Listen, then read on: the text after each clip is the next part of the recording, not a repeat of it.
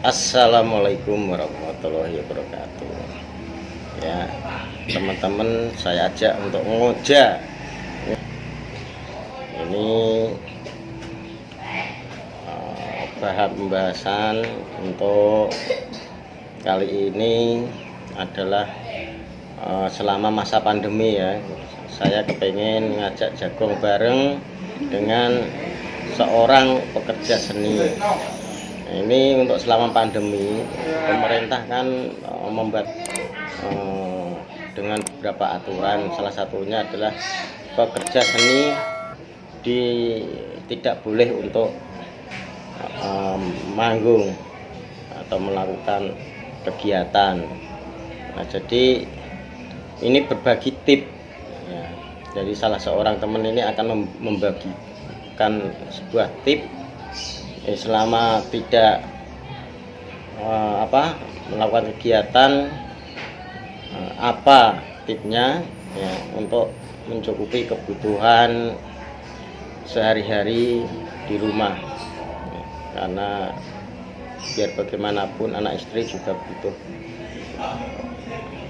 untuk kebutuhan ya, mencukupi kebutuhan gitu.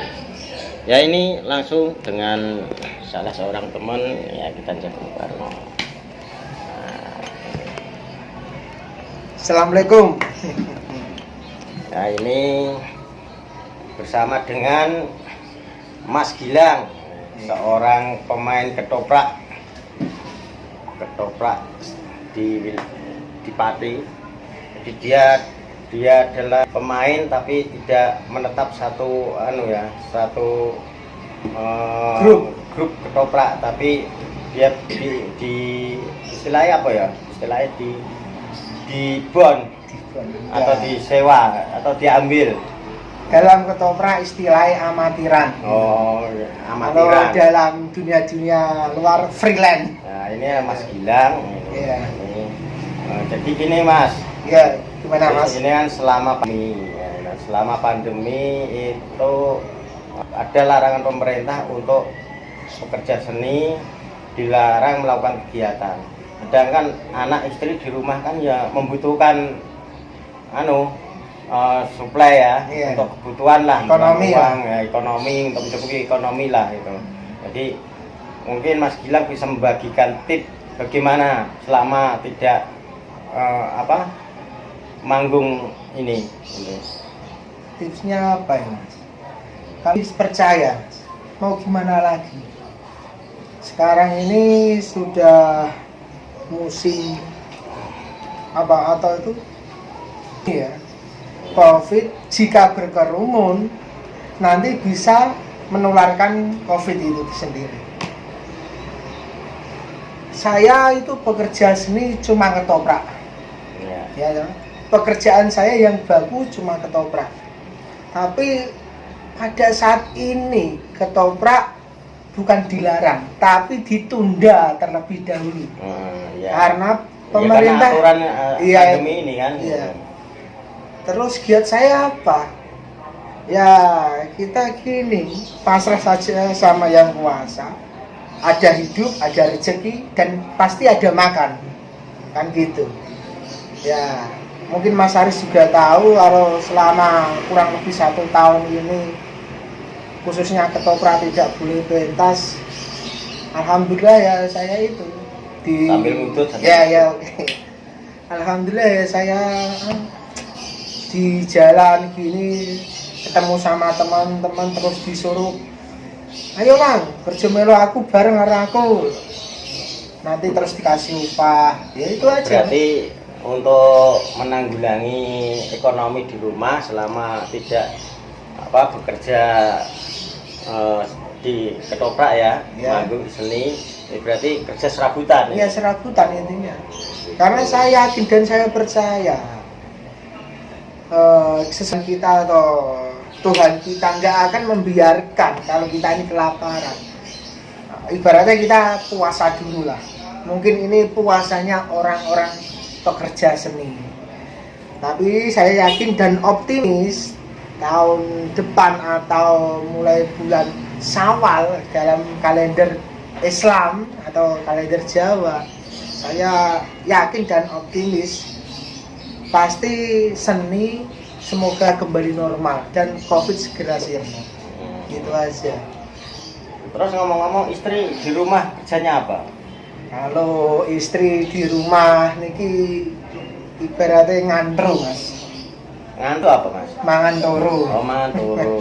Tapi dia juga punya pekerjaan sambilan, tapi pekerjaan itu belum tentu pasti. Ada orderan bikin donat, bikin kue, terus bikin apa itu ayam bakar online itu. Oh, berarti nganu ya, istri di rumah membuka orderan online Ya, ya? jika ada pesanan ya gitu. Ya namanya Baru orderan merintis online, Mas ini Mas. ya, namanya online kan Ya. promosi-promosi ya, Ya. kalau ada yang pesan kan gitu kan. Ya. Tapi ya kadang lumayan juga gitu. Ya alhamdulillah. Lumayan, ya. Kan bisa untuk menyokong untuk menyokong ke Ya alhamdulillah bisa. Karena gini Mas ya, gimana ya? Saya sebetulnya juga menangis Mas. Saya seorang pekerja seni khususnya ketoprak. Dulu saya pernah kerja di Kuningan, tapi saya tinggalkan karena saya cinta dengan budaya di Pati khususnya ketoprak. Karena ketoprak itu sendiri itu sekarang boleh saya anggap, menurut saya loh Mas, ini berpusat di Pati. Karena apa? Ketoprak di Surabaya, di Solo, terus di Kediri sekarang belum atau sedikit punah. Karena alasannya tidak ada yang nanggap. Yang nanggap cuma sedikit. Tapi kalau di wilayah Pati, Kudus, Blora, Grobogan, Jepara, ini ada masih mengutamakan nguri-nguri. Iya, nguri-nguri karena ada anggapan gini Mas.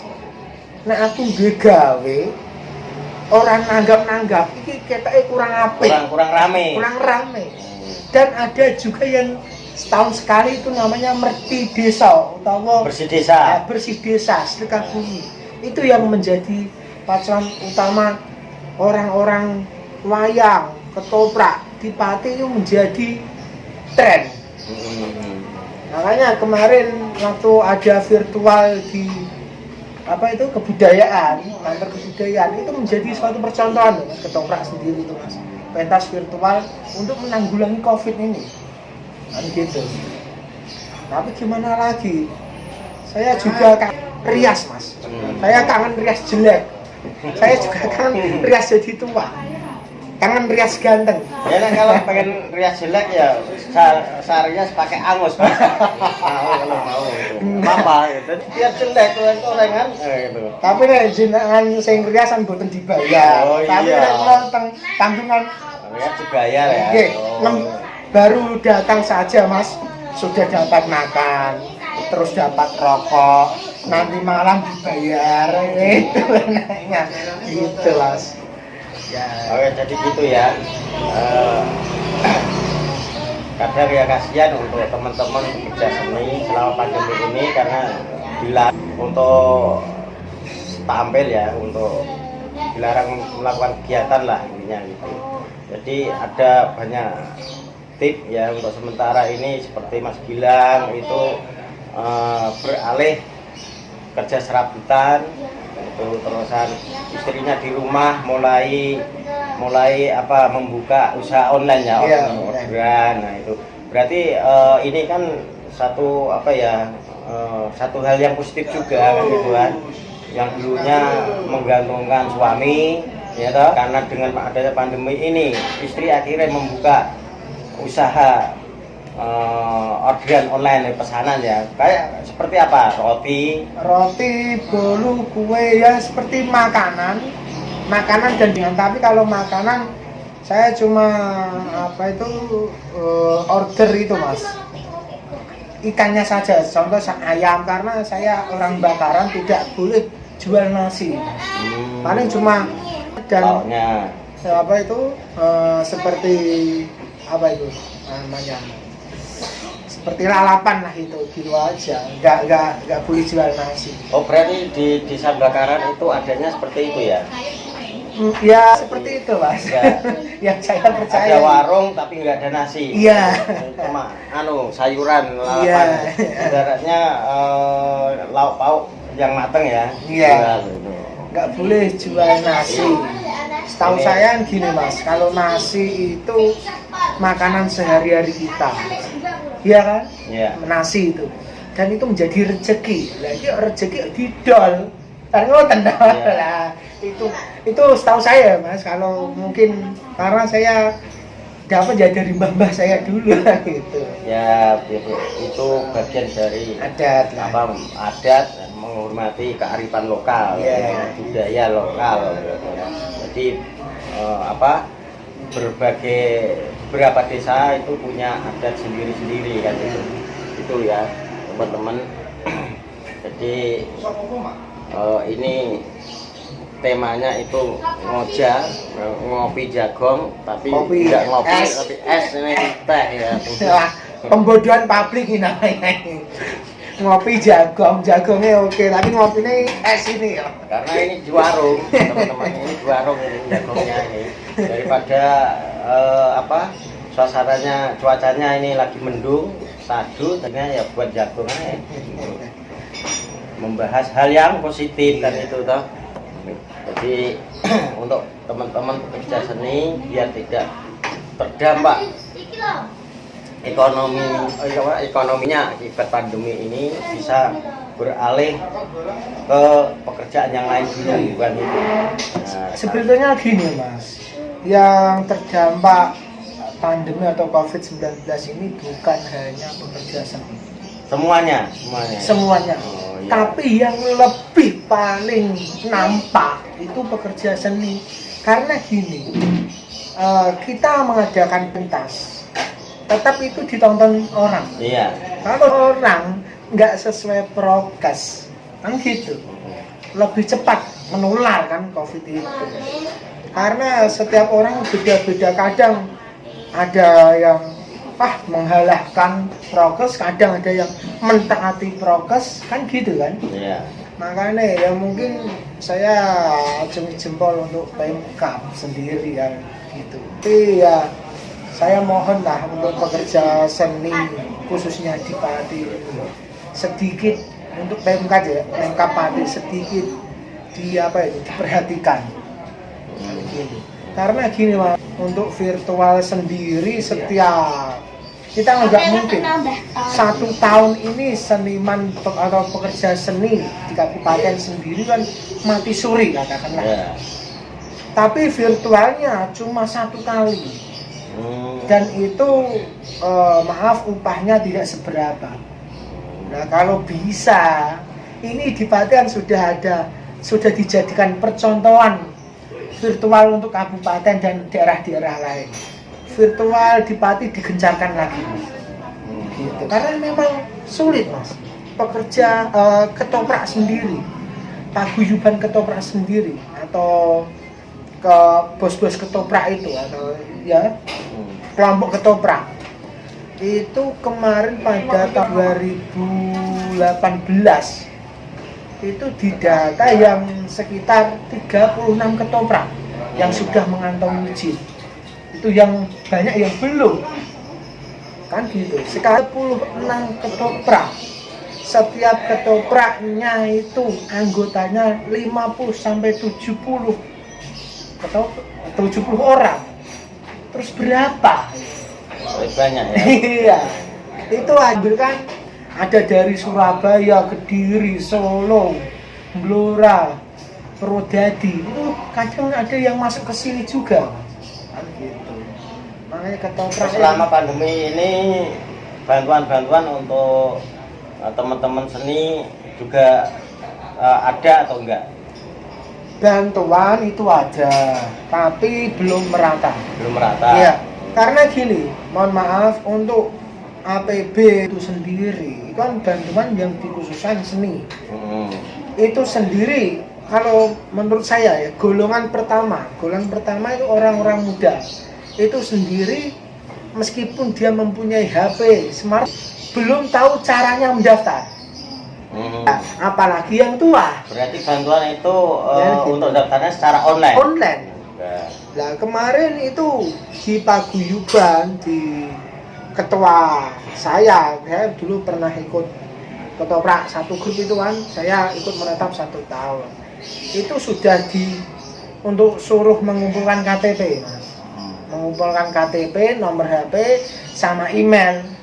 Nah, kalau yang tua-tua ini kan nggak paham nggak email. paham, ya. Tapi ternyata yang dapat ya cuma itu saja. Itu disuruh, kalau ketua saya itu dikumpulkan, KTP dikumpulkan, terus disetorkan ke dinas kebudayaan. Katanya loh Mas, itu dapat seperti BLT entah apa yang diambil dari di kantor pos. Kantor pos. Dulu 600.000, itu juga sebagian Mas. Banyak yang belum, ibaratnya 75% banyak yang belum. Karena saya sendiri cross check, saya sendiri belum dapat bantuan itu, kan gitu. Tapi untuk bantuan yang lain dapat. Untuk bantuan APP Kemendikbud saya tidak dapat, tapi istri saya yang dapat. Alhamdulillah. Ya sebesar 1 juta. Itu pun 1 tahun ini 1 juta. Tapi ya nggak apa-apa, Mas. Itu mungkin itu sebagian pemerintah untuk menyupport kita. Memperhatikan ya, masih memperhatikan masih untuk ada perhatian teman-teman pekerja seni ya. Gitu. Jadi untuk pandemi ini semua memang terdampak. Jadi kita ambil hikmahnya saja gitu. Jadi hikmah dari pandemi ini adalah untuk kemandirian kita. Iya, benar. Itu. Jadi yang sebelumnya tidak ada usaha akhirnya mulai membuka usaha. Iya. Itu kan membuka usaha kecil-kecilan ya seperti online ya kan, menerima orderan. Itu Sambil minum ya, Mas? iya, sambil minum. Itu ya teman-teman. Jadi untuk pandemi ini banyak hikmah yang kita petik. Jadi untuk sambil menunggu pandemi ini selesai, nanti bisa untuk kembali melakukan kegiatan. Yeah. Karena pekerja seni adalah satu nguri-nguri budaya Indonesia yang dimiliki gitu. Iya Mas, ya Mas. Kalau enggak kita siapa lagi yang Nah, iya. Kan gitu. Ya. Oke gitu ya untuk teman-teman.